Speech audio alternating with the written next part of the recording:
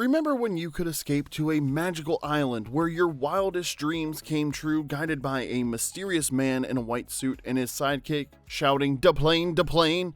Fantasy Island ran for 7 seasons from 1977 to 1984 with Ricardo Montalban as the enigmatic Mr. Rourke and Hervé Villechaize as Tattoo.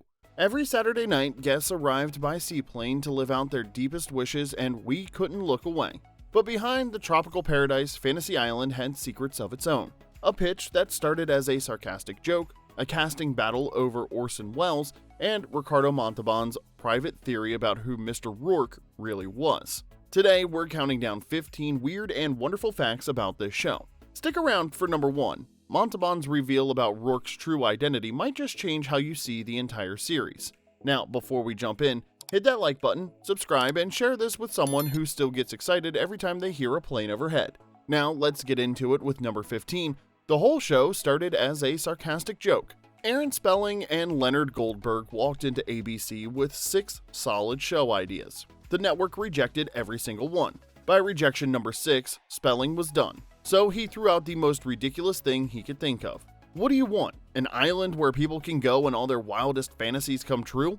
He was being sarcastic, obviously, but ABC executive Brandon Stoddard's response was, "Yeah, I love that." And just like that, Spelling had accidentally sold a show he never intended to pitch. The sexual fantasy angle got dialed back for network primetime, but the wish fulfillment concept stayed. Here's the twist. Leonard Goldberg told a completely different story. He claimed he was staring out a window and joked about being on a desert island with the Charlie's Angels cast, and that sparked the idea. So either Spelling was venting frustration or Goldberg was daydreaming about swimsuits. Either way, one offhand joke turned into one of ABC's biggest hits, pulling in over 20 million viewers at its peak. Sometimes networks greenlight exactly the wrong thing for all the right reasons. Number 14, ABC wanted Orson Welles, not Ricardo Montalban. When it came time to cast Mr. Rourke, ABC swung big. They wanted Orson Welles or John Huston. Both absolutely wrong for the role. Aaron Spelling knew it immediately. Welles was notoriously difficult on set, and Huston had serious emphysema. Fantasy Island wasn't a prestige film, it was a weekly grind, 24 episodes a season, and neither of these guys could handle that pace. Yes, Mr. Udall is very successful, and at a very dangerous profession. Some say he's the most daring and spectacular escape artist the world has seen since his late father, who was the original Great Dante. Spelling already had someone in mind, Ricardo Montalban. Steady work since the 1940s, riding a comeback thanks to those Chrysler Cordoba commercials, and as Spelling put it, he fit nicely into Rourke's immaculately tailored white suit. Translation, he looked the part and wouldn't cause production nightmares. Spelling fought for Montalban and won. Can you imagine Orson Welles in that white suit every week saying, "Smiles, everyone, smiles"? ABC wanted prestige. Spelling wanted someone who'd actually show up on time. Number 13, Hervé Villechaize was the youngest artist ever shown at the Museum of Paris. Before Tattoo, Hervé Villechaize was conquering the Paris art world. Born in Paris in 1943 with dwarfism, Hervé found his voice through painting. He studied at the, and I'm sorry if I butcher this, École des Beaux-Arts, the same institution that trained Monet and Seurat. At just 18, he became the youngest artist to have his work displayed at the Museum of Paris.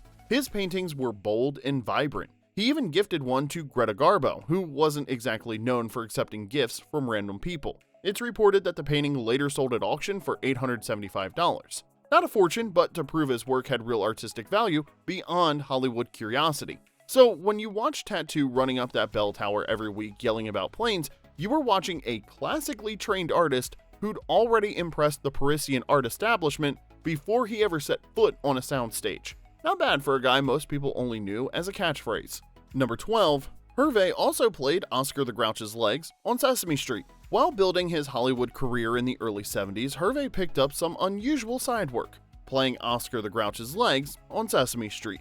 Yes, really. Carol Spinney voiced Oscar and operated the puppet from above, but whenever the grumpy trash can dweller needed to walk around, they needed someone small enough to operate the legs from inside the costume. Shuffle on the buffalo, I'm gonna take a sentimental journey. Spinney himself remembered Herve fondly, later recalling the first time he got to move around was when one of the writers had the idea of cutting the bottom of the can and making legs out of Oscar's green fur.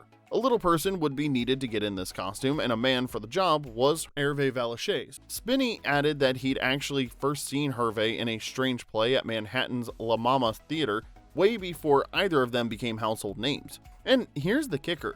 Herve started playing Oscar's legs in season 3, which means he was grouching around Sesame Street years before Fantasy Island even existed. He was simultaneously a Bond villain sidekick, Knick-Knack in 1974's The Man with the Golden Gun, and a pair of fuzzy green legs teaching kids about the alphabet. That's called range, people. So for a brief moment in TV history, the same guy who shouted "Da plane" was also making Oscar the Grouch stomp around Honolulu complaining about sunshine. Number 11. The plane was owned by the author of Jonathan Livingston Seagull. That seaplane arriving every week wasn't just some random rental prop, it had a literary pedigree and a rap sheet. The plane featured in the opening credits was a Scan 30, a French-built version of the Grumman G-44 Widgeon seaplane. It was manufactured in La Rochelle, France back in 1951, but here's where it gets weird. The plane sat engineless and disassembled in storage for 16 years because the French couldn't get the engines to work properly. In 1967, it was finally shipped to the US, reassembled, and fitted with Lycoming radial engines, making it the last Widgeon to ever be completed. Before Aaron Spelling's production company leased it for Fantasy Island in 1976, the plane belonged to Richard Bach, author of Jonathan Livingston Seagull, that 1970 novella about a philosophical seagull that somehow became a massive bestseller and a cultural phenomenon. Bach was a serious aviator, and he even mentions the plane's role in an unnamed popular TV show in his book, The Bridge Across Forever. A fun little Easter egg if you know where to look. So, the plane went from transporting a writer exploring the meaning of flight and freedom to delivering dreamers to Fantasy Island for their own life lessons. Poetic symmetry the producers probably never even realized. But here's where it gets a little shadier. After the show ended, the plane changed hands a few times, and by the mid-1980s, it was confiscated by the Oklahoma Bureau of Narcotics for drug smuggling. It eventually went to auction, got restored, and reportedly ended up in the hands of an antique dealer in Missouri. From literary flights of fancy to network television to federal crime, that plane had quite the journey. Number 10, Ricardo Montalban's Corinthian leather was completely made up. Now, if you grew up in the 1970s, you remember Ricardo Montalban in those Chrysler Cordoba commercials purring about the soft Corinthian leather like it was woven by ancient Greek gods. Pride, very cornerstone of a new automobile. Cordoba, the new small Chrysler. Here is the warmth of thickly cushioned contour seats, available even in fine Corinthian leather. His delivery made it sound exotic, luxurious, rare, and it worked. Corinthian leather became shorthand for premium quality. Here's the thing though, it was complete nonsense. The term was invented by an ad agency for Chrysler's 1975 Cordoba. The leather wasn't from Corinth, Greece. It came from Newark, New Jersey. Same mid-grade domestic upholstery that Ford and Chevy were using. Montalban later admitted this on Late Night with David Letterman, calling it just a very good piece of writing that meant absolutely nothing. So when he said Corinthian leather in that rich, confident voice, people believed they were sitting in something special. They weren't, but the fantasy worked perfectly. Turns out Mr. Rourke was already selling dreams during every commercial break. The man had a gift, whether it involved magical islands or completely fictional leather from Jersey. Number 9, Michelle Pfeiffer got her SAG card from Fantasy Island. Before Scarface, before Catwoman, and before the Oscar noms, Michelle Pfeiffer was a 22-year-old model getting rejected at auditions. Fantasy Island is where she finally caught a break. On January 17, 1981, she appeared in The Artist and the Lady. Who is he, Naomi? That part earned her a Screen Actors Guild card, the golden ticket that unlocked union auditions and everything that followed. She's confirmed this was her first acting gig. Just 3 years earlier, she was scanning groceries at a Vons supermarket and entering beauty pageants. Not for the crown, but because she'd heard talent scouts sometimes sat on the judging panels. She won Miss Orange County in 1978, placed 6th in Miss California, and walked away with something better than a tiara, an agent. Her character's name? Deborah Dare. And the episode was stacked with future nostalgia royalty. Donnie Most from Happy Days, Eve Plum from The Brady Bunch, and even a young Heather O'Rourke. They're here. Pfeiffer played opposite Most's character Kermit and left the island with him by the end of the episode. From a guest role to 3 Oscar nominations, Mr. Rourke would definitely approve. We're halfway through these Fantasy Island facts, and it only gets weirder from here. Which guest star do you remember most? I want you to drop it in the comments, and don't forget to like, subscribe, and share this with someone who still yells "da plane" at completely random moments. Now let's get back into it with number 8. ABC wanted to fire Herve and replace him with a pretty woman. After the first Fantasy Island TV movie pulled in solid ratings, ABC had notes. They liked the concept, they liked Montalban, but they wanted Herve gone. Their brilliant solution was replace Tattoo with an attractive young woman who could stand next to Montalban looking glamorous and serving drinks. Aaron Spelling and Leonard Goldberg heard this and said, "No! Hell no! No! No! I refuse! No!" Spelling loved the dynamic between the tall, elegant Montalban and the short, energetic Villechaize. When the network kept pushing, Spelling told them flat out, "If you fire Herve, you'll have to replace me and Goldberg too." ABC blinked first. Herve stayed, Da Plane became a cultural phenomenon, and the network nearly threw it all away because they thought audiences wanted generic glamour over actual character dynamics. Number 7. The show only lasted 1 season after Herve left. By 1983, things on the Fantasy Island set had gotten messy. Herve's behavior had become increasingly problematic, clashing with producers and making unwanted advances toward female guest stars and crew. Tattoo, Yes, boss. precisely what is going on here? I'm just trying to light your pipe, boss. I haven't smoked a pipe in years. But the real drama started earlier than most people realize. Back in seasons 5 and 6, producers had already brought in Wendy Shaw to play Julie, Mr. Rourke's goddaughter, as a new recurring assistant.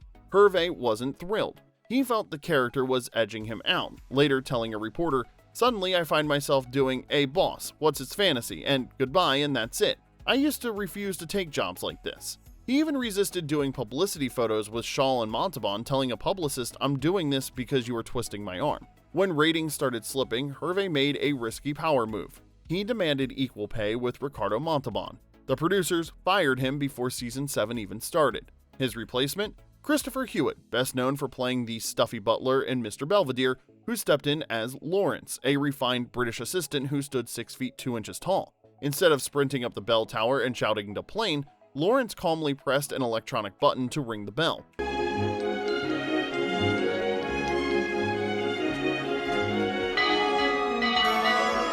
It was efficient, dignified, and it had all the charm of a hotel concierge filling in for a rock star. The show limped through one final season and was canceled in 1984. Was it Herve's departure that killed it? Hard to say definitively. The show was already 7 years old, the anthology format was wearing thin, and ABC was busy retooling its entire lineup. But there's no question the magic had left when Tattoo did. The firing marked a turning point in Herve's life. In the years that followed, he struggled deeply with his career and mental health. He died in 1993. Turns out, chemistry isn't just good for TV, it's everything, and you can't replace it with a button. Number 6, Herve had a custom golf cart that became part of his character. One of the most memorable visuals of Fantasy Island was Tattoo zooming around in that little vehicle, tearing through scenes and causing delightful chaos.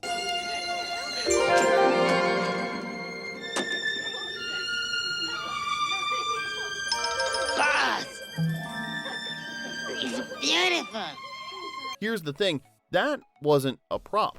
That was Herve's actual personal ride, a custom-built miniature cart with a fiberglass body, red-striped awning, and a lawnmower engine. He'd race it between takes to reach his marks, often recklessly, and the production team saw this and thought, yeah, that works. They just wrote it into the show. After his firing, Herve took the cart with him. It's since popped up in auctions as TV memorabilia. Number 5, Peter Dinklage finally gave Herve's story the respect it deserved.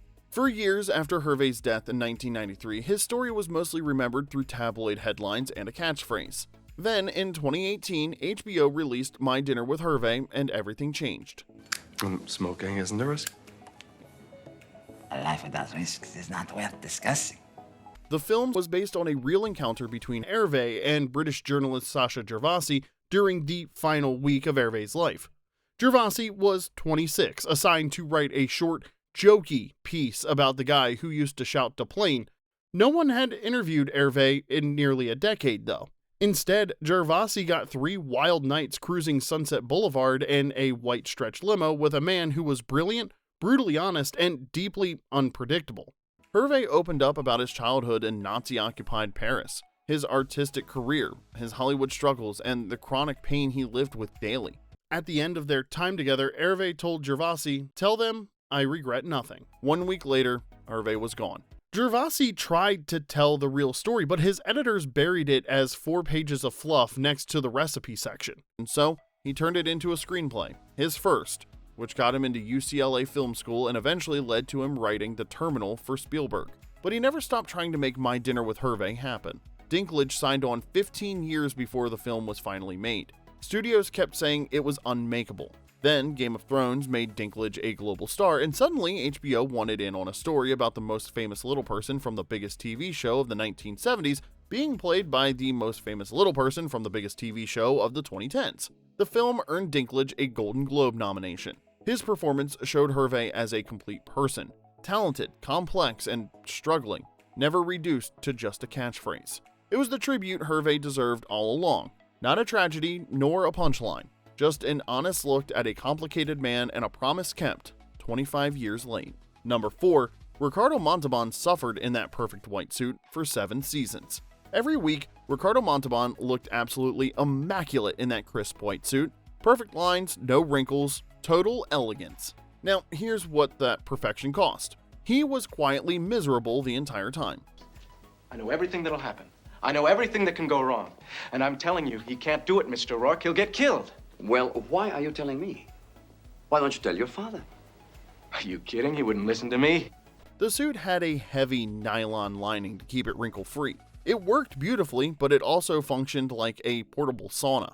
At tropical Hawaii locations, stage lights, and 12-hour days, and Montalban was essentially wrapped in a blanket under heat lamps. He rarely complained, but years later admitted it was brutally uncomfortable. Some days he was drenched in sweat, but the cameras never caught it. Most actors would have demanded a different solution, but Montalban just suffered through 7 seasons and never let it show. Next time you see him looking cool and composed, just remember, he was absolutely roasting like a Thanksgiving turkey inside that thing. Number 3, Fantasy Island was actually filmed all over Southern California, plus Hawaii. The show never said where Fantasy Island was actually located. They kept it vague and mysterious, but the real filming locations tell a different story.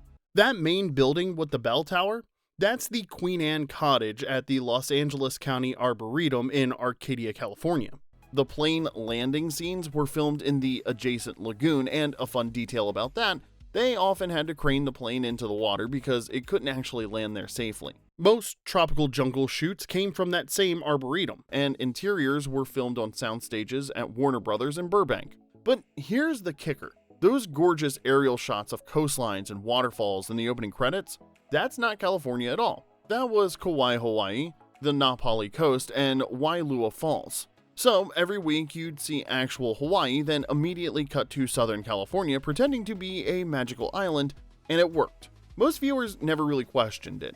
Fantasy Island wasn't one island, it was Arcadia, Burbank, and Hawaiian coastline stitched together. Mr. Rourke's paradise existed everywhere and nowhere all at the same time, which somehow makes the whole thing even more fitting. Number 2, Ricardo Montalban secretly believed Mr. Rourke was a fallen angel. For 7 seasons, fans obsessed over Mr. Rourke's true nature. He'd casually mention knowing Helen of Troy.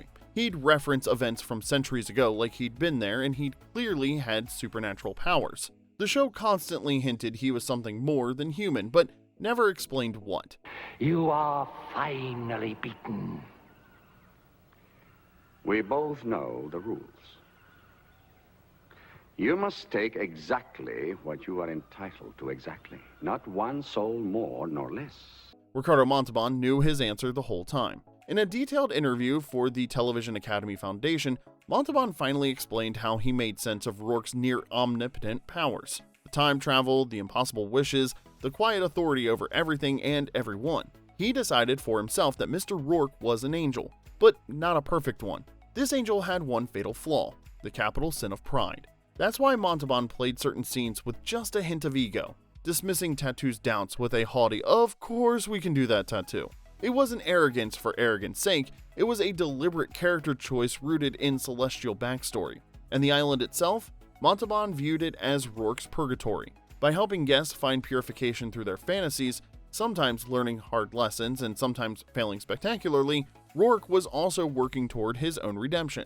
Suddenly, everything clicks. That's why the fantasies always came with moral complications. That's why he showed endless patience with flawed humans making terrible decisions, and that's why he battled the literal devil, played by Roddy McDowall in several episodes, fighting over the souls of guests. You hurt my feelings, my dear Rourke. I know the rules. Even my worst detractors must admit that the devil is a damn good sport. Montalban even believed Rourke was his only name, like Michael for the Archangel or Garbo or Madonna. No first name needed when you're that powerful. None of this was official canon, the writers never confirmed it, and it was just Montalban's private motivation for a role that otherwise lacked traditional emotional scenes or a clearly defined history, but knowing that's how he approached every scene, it completely reframes the entire series. Number 1, Hollywood keeps trying to revive Fantasy Island, and it never works. Now, here's the brutal truth. Fantasy Island worked once, perfectly because of a specific moment, specific chemistry, and a tone that can't be recreated. Hollywood refuses to accept this. In 1998, ABC tried a revival with Malcolm McDowell as a darker Mr. Rourke. It lasted 13 episodes. In 2020, Blumhouse turned it into a horror movie with Michael Pena. Critics destroyed it, 9% on Rotten Tomatoes. It made money, but creatively, it was brutal. In 2021, Fox launched a sequel series with Rosalind Sanchez as Elena Rourke, the original's grandniece. That was incredible! Miss Madam, Mr. Randall, I'm Elena Rourke, your host.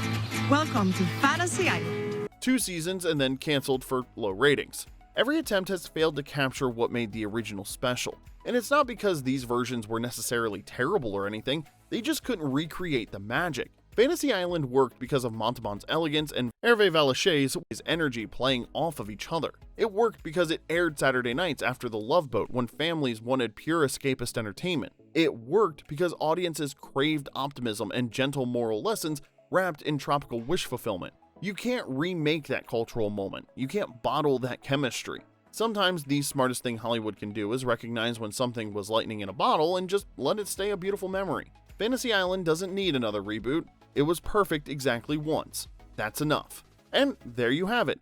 15 wild facts about Fantasy Island. From a sarcastic pitch that accidentally became a hit, to a fallen angel working his way through purgatory. This show was so much more than just a catchphrase. It was lightning in a bottle. Magic that happened once and couldn't be recreated no matter how many times Hollywood tried. If you enjoyed this trip back to the island, hit that like button and subscribe for more deep dives into the shows that shaped our Saturday nights. Drop a comment with your favorite Fantasy Island guest star or which fact caught you off guard. And remember, smiles everyone, smiles. Until next time, this is Remember When.